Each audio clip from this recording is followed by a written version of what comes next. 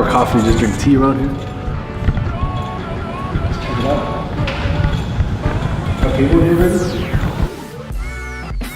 Hey, how's it going, man? Good to see you.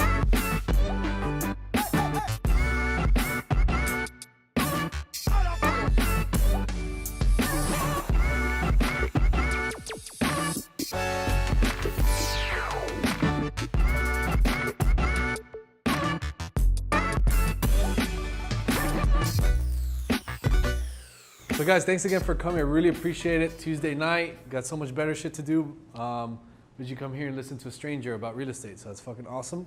I think that says a lot about that you guys are actually willing to learn and probably make a little bit of a difference in your life and learn a little something about real estate, possibly make some more money. So I'm going to teach you just that, or at least I'm going to do the best of my ability to answer all your questions and kind of share as much value as I can on this subject. So this is a couple ways you guys can connect with us. Got Facebook, Instagram, YouTube. YouTube is I always say YouTube is kind of like the baby, the newest thing. We're always doing like vlogs. We have a lot of our team meetings on there. Real life examples of going on appointments, phone calls, a lot of like real day-to-day stuff. I also do interviews with other investors, and it's pretty cool. You get a lot, and it's all free, obviously. So it's a good way to learn for free. Get on it. Pretty cool. Let's go next. Let's see what we got. So for all you, I see some familiar faces. A couple people come a few times. I remember you from the cold calling. I got you. What's next? All right, cool. So some of the stuff we're gonna talk to today. I'll get into this, and then I'll ask you something. So we're gonna get into what is wholesale really? What really is wholesale investing? Real estate investing. What's up, man? Real estate investing, doing wholesale deals, how to make money in that, all these types of things. What does a wholesale company look like? Basically, how do you find the leads? What is it that we do as a company that generates money and adds value? We have some example deals that are pretty exciting that happened very recently. I'm gonna answer your questions and how you could possibly work with us. So before we move on, I always like to write down what are some of the biggest questions or concerns you guys have in your mind right now that's stopping you from doing 1 deal, 10 deals, 100 deals, or basically what right now is stopping you from making money in real estate investing? What is it? Knowledge? That's a good one. Knowledge, mentor. What specifically though? Like not knowing what to do? Not knowing like what are the first steps to take and stuff? Yeah. Knowledge, mentor. Okay. Organization. Be a little more specific. Like organizing a system on like how to find a deal or. Yeah, handling each step. Start, finish. So.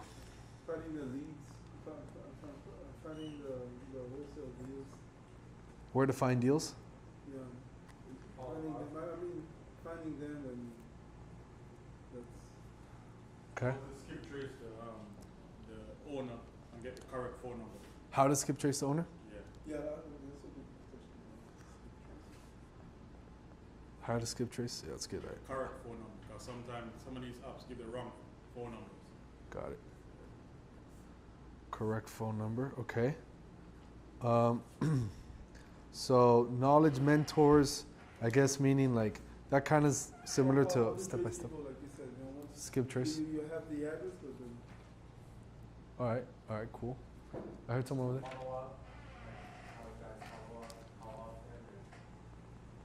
Follow a plan for leads. That's a good one.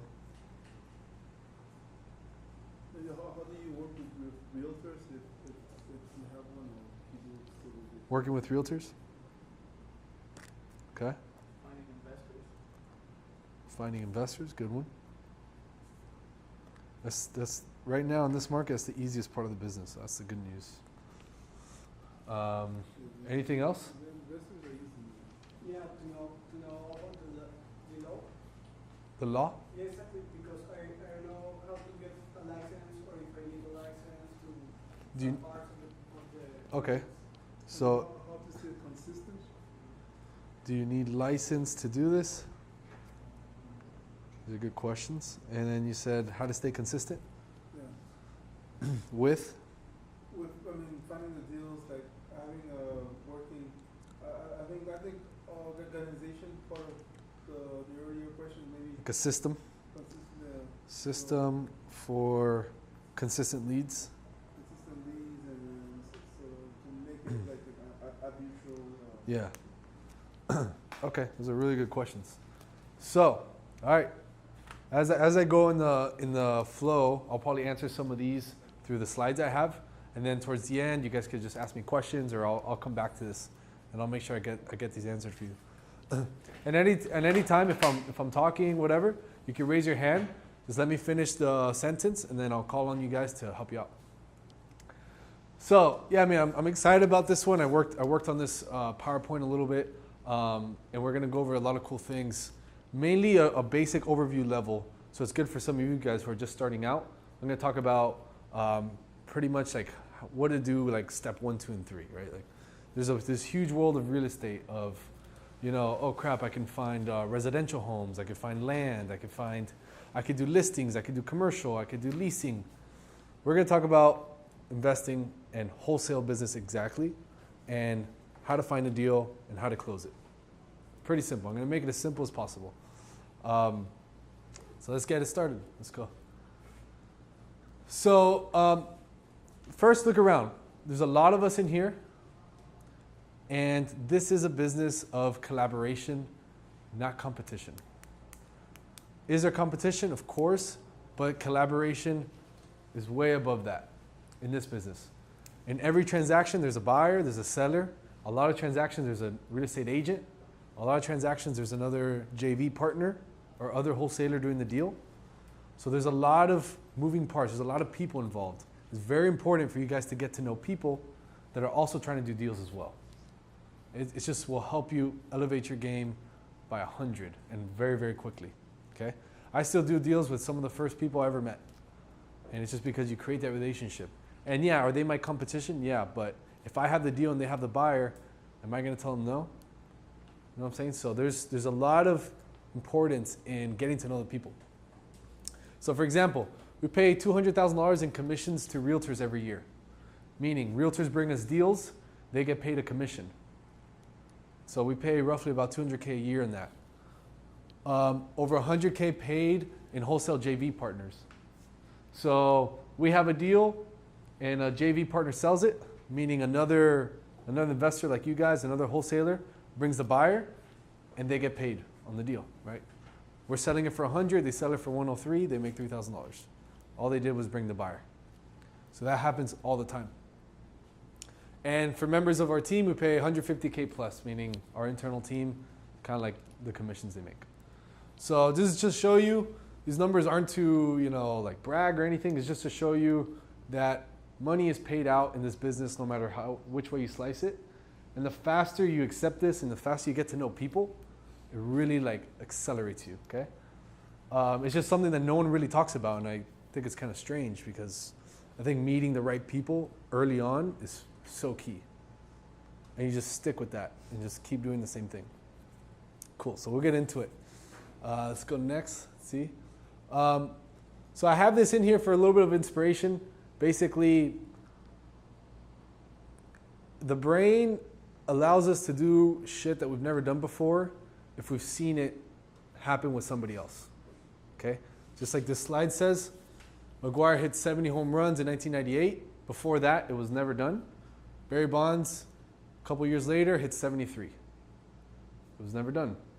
Just like the 3-minute mile. One guy did it, and then, or a 4-minute mile, whatever. One guy did it, and then now there's 100 people have done it. But before him, no one had done it. But someone saw him do it. They're like, oh shit, it's possible. Let me just do that, right? So this is the reason also I do this meetup. So you guys could see someone who did it or who's doing it, and it might inspire you to say, okay, you know, I'm just a regular kid. So, you know, you guys we're all regular people. We're all the same type of person. You guys could do it too, depending on, you know, your levels of motivation. So go next. And this is also a slide of inspiration. So this was me when I started. I literally had just a whiteboard. I was an idiot, and this was one of my first buyers. One of my first buyers that I used to drive around to show him properties and stuff. I used to have to pick him up at his house. I used to have coffee with him. I used to have to have dinner with his wife and him, and it was a lot of work. But he ended up buying probably about 50 properties off of me in about 2 years. And I ended up managing most of his properties, ended up fixing up most of his properties, and then reselling most of his properties. So together we made a lot of money, and we had a really good relationship. And that goes to the first point, build the right relationship in the beginning. And if you're starting, you got to really nurture that, right? I was starting and I was aware. I'm like, all right, I have like 5 buyers. So where's my time better spent? I'd rather spend my time driving around this guy, which is an awesome guy, by the way. We're still in touch, and do more deals. And do deals with him, help him make money, help him grow his rental portfolio, and it's a win-win for everybody. So how did you meet him? I met him through email blast. So I don't know how I got his email, to be honest. Because he was a realtor. So I think maybe through a realtor, MLS or something. I sent an email blast with a property, and he called me, and he's like, hey, I'm interested in properties, but you have to come meet me first. I'm like, what do you mean? He's like, yeah, it's the way I like to do business. I'm like, all right, let's try it. So I went, met him, and then Brazilian guy, and he was in contact with a lot of Brazilian buyers. So he was like the middleman. So he brought a bunch of buyers, and we ended up selling him a bunch of stuff. So right place, right time, hard work, I don't know. Whatever it is, it happened. But that is just literally starting out. That was probably like my first 1.5 years in business or something. So very simple. I just picked up a simple phone call. I sent a simple email, and then I just did what I felt like I should do. Hey, come meet me. Okay, I'll go meet you. Hey, I really want this house. Can we see it? Can you drive me? Guy had a car. I don't know why he wanted me to drive him, but whatever. So he was like a cash buyer or something? Correct. Yeah. All right, let's go next. All right, so what is wholesale and real estate investing? So are any of you guys right now doing wholesale deals? You guys have you guys done some wholesale deals now? No? Do you guys know what wholesaling is for the most part? Yeah?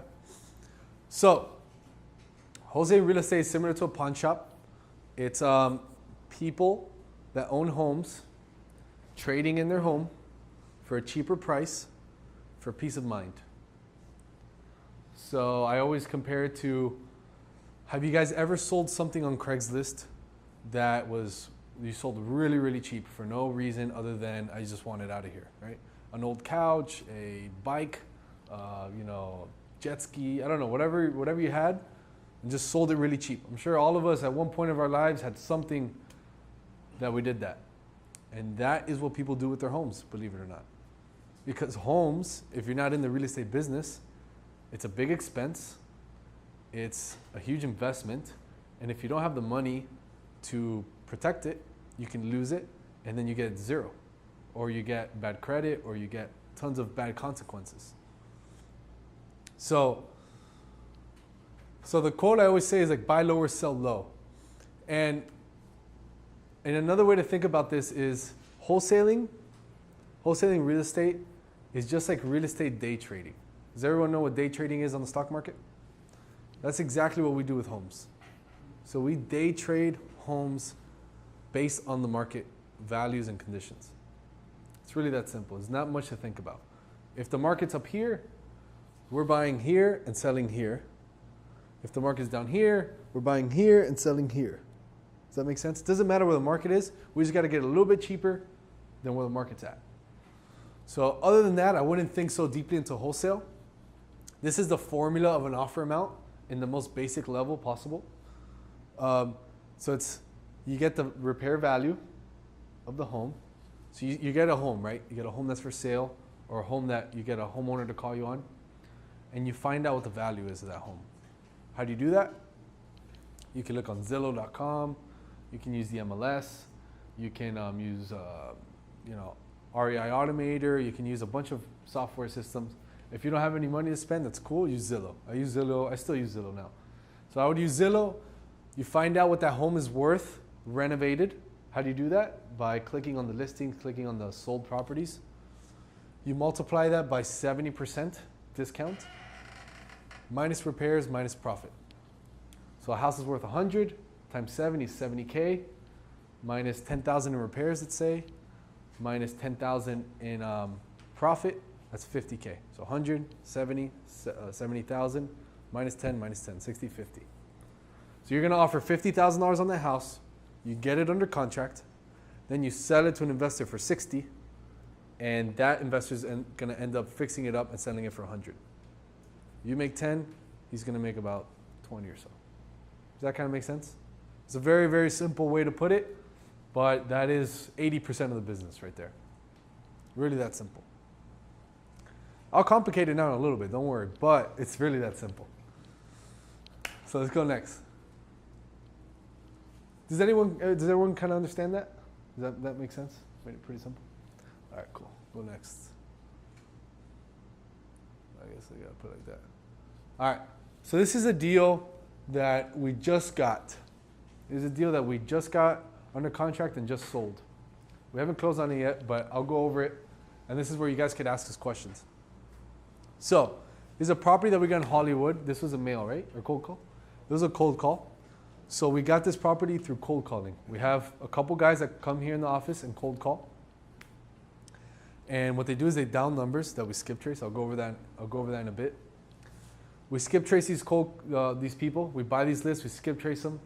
We put them on a dialer and we call them. And we simply say, hey, my name is Raul. I'm a local investor. I know this call is out of the blue, but are you interested in selling your house by any chance? Yes, no, maybe. If they say yes, awesome. Let me just verify the address and the details.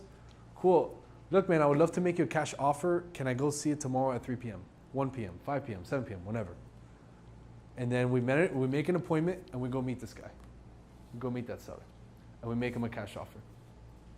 So in this case, that's what happened. Cold call. The guy said he wanted to... The guy said we wanted to... You should put him on the line. Cold call. The guy said he wanted to sell. We made an appointment, I think, the next day or something?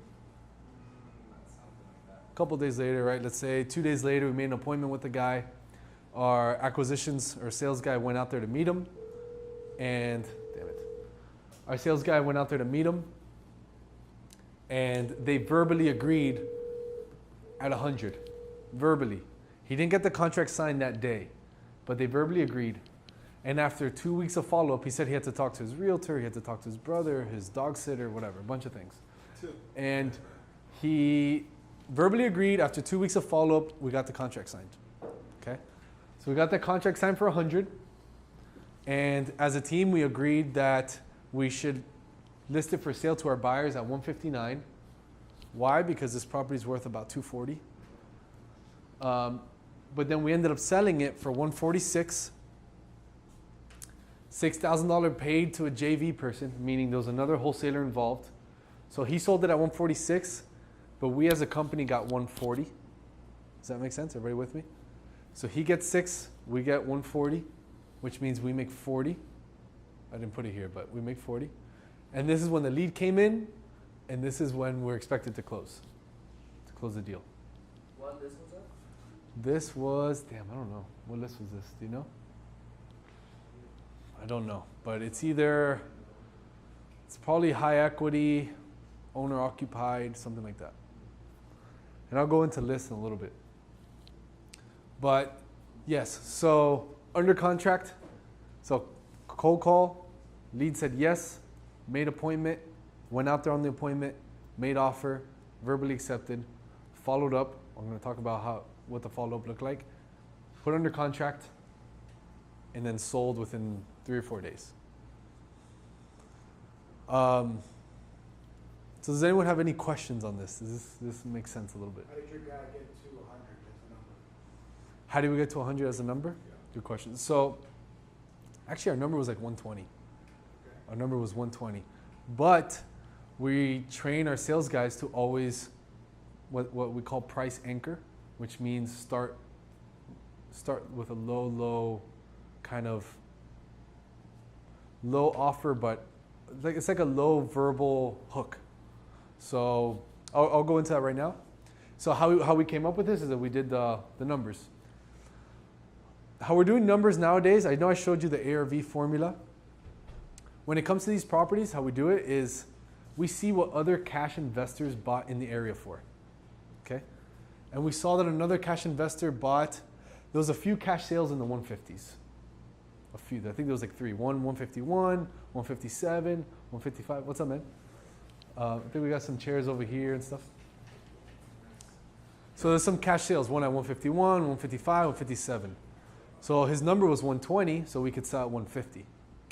We like to make, our average profit on these off-market deals are about 27 to 30, but they also cost a lot to get them. So that's how we came up with this number.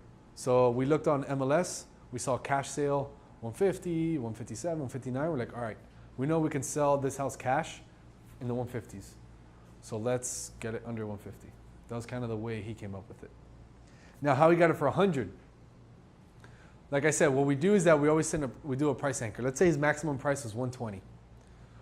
We usually offer about 70% of that first price, and it kind of sounds like this.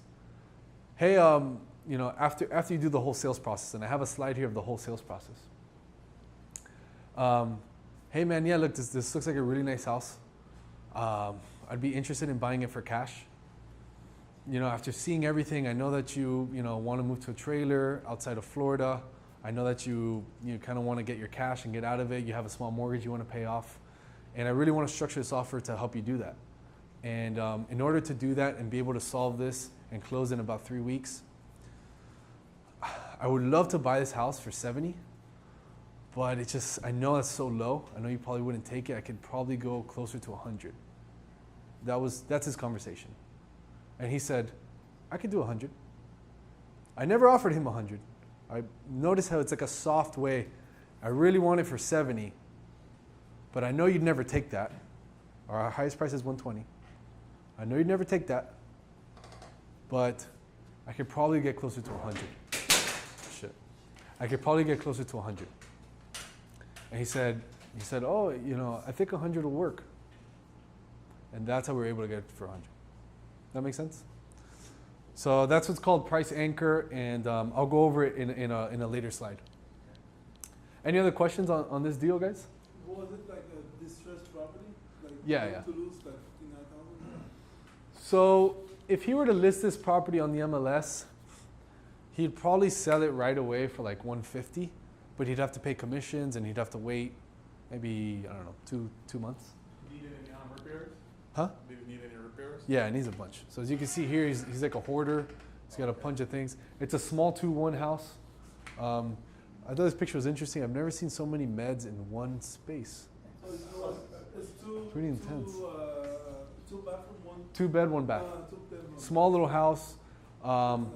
It's worth about $230, $240, and it rents for somewhere around like $1,300, maybe $1,400, because it's a really nice area in Hollywood. Is that an illegal room? Is there any legal? It's a 3-1. Oh, that's right. It's a 2-1 public records, but there's a 3rd bedroom that they kind of like made illegally. Yeah. So that was like the value add there. So yeah, that's a good one. So we got another one coming up. All right, let's see next. This one is, I don't know what's doing that. So this is one that we have for sale right now, and I've never really done this. And I've never put the price we have it for, but I'm just gonna do it for the sake of the example. It's only a couple of us here. And Facebook Live, okay. Coach screen. And Facebook Live. But, I mean, everyone knows we make profit here. If not, we wouldn't be in business. So I just want to show you some real life shit that's actually happening. This one is a deal for sale that we have in Homestead. Actually, Adrian is the one who got under contract. So this is a mail lead. This came from direct mail, which we have the postcards. I think we got one here. Was the last one from mail as well? No, cold call. So we send people these postcards, and we have a bunch of there so you guys can take it home and get in my face, man, get in my face. So we got a bunch here. So we send them these postcards, and they called us and they said, yeah, we're interested in selling. Basically, this postcard says, hi, my name is Raul, and I want to buy your house at 123 Main Street. And they called in and said, yeah, I got your postcard. I'm interested in selling. We made an appointment with them. and then Adrian went out to go meet them. Actually, Adrian, do you want to talk about a little bit how the appointment went when you met her? So basically, when I got there, I noticed obviously the house needed a good amount of work. Our basic process is, so you get an idea, we walk around the outside and the inside of the house. As soon as we get there, ask if it's okay to take some pictures, and then after we do that, then we go ahead and usually sit down with the homeowner and try to negotiate the numbers right there with them in person. What was her situation like? Why did she want to sell it? She's looking to move basically to Arizona with her daughter. This is somebody that's basically semi-retired, already had given up on the house for a good amount of time, didn't have money really to repair it, does need a full rehab, including a new roof. So basically they're ready to, very motivated to sell. Yeah. As Raul said, the soft kind of opening offer was something like, hey, after I gave my basic pitch, I really would like to buy this house at $70,000, I believe is what I said. I believe my max was $100,000. Yeah. So I just mentioned 70,000. Right then and there, the seller stopped me and said, hey, well, we have I couldn't even say that wasn't going to be my real offer. Yeah, she kind of stopped you. She kind of stopped me right there, and then she gave me back a number, which kind of put me at an advantage, I would say, in the negotiation. So they came back saying, hey, 70,000 is going to be way too low. We've already shown this to a couple investors. Basically, we have an offer on the table for 90 and 95,000. Knowing that I could go up to 100, as soon as they said that, I said basically I can match that, and I'm willing to work with you all and basically give you as much time as you need to move. If it needs to be quick, we can do it as quick as possible. If you need a little more time after closing, we can do that as well. So basically they said they needed to get as close to 115 as possible. And I said I would do 95,000. I then went up to 100,000. From there, I basically made it seem like 100 was going to be our top. They said no, we want as much as close as possible to 115. We reviewed it again, and we came to an agreement. 103.5 was going to be our top max offer, and that's basically how I proposed it. 103.500 max.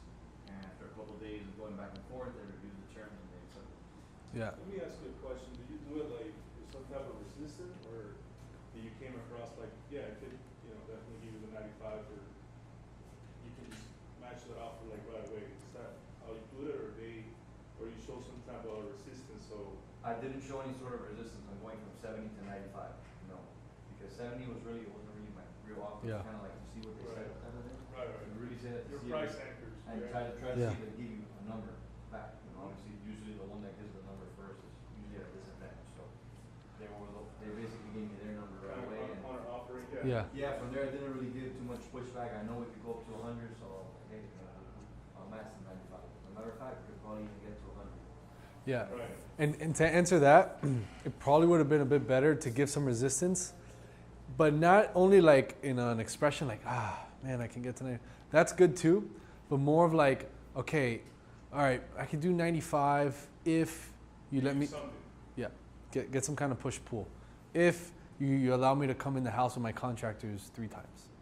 If we can close on this date. Or you can contribute something for the closing. Correct. Whatever. Or if you pay closing costs. Like whatever comes in your mind, use your imagination depending on the situation. That's how the textbook would be to do it. But you signed the contract right there also. Yes. Well, no, we didn't sign the contract on the spot. No? Well, we left it, Yeah. signed. They didn't sign it right on the spot. It Yeah. took a few days. The daughter had to review it. It was in Arizona. It took a few days. Yeah. But we usually try to leave it right there then and there. Oh, you guys signed it? We signed it ourselves. We said, here's our signed contract. Let us know when we could pick it up signed. Because she had a daughter in Arizona that she needed to get permission from or whatever. Right. You had a question? Oh. So then we got it for 103.5. So this one's a little bit different. This one we went slightly over what we wanted to pay. And the reason he did is because he came back to us. We all reviewed it as a team. We're like, all right, this makes sense. We do it there. We're not going to make as much profit, but it's a deal and it's in a good area. It should sell fairly quickly. So I shouldn't have put sold price. This is like what we're selling it for. literally today is our first day that we called buyers on it, and Rodrigo actually is calling the buyers. How many people you got to see it? Like, you got our showing is tomorrow, right?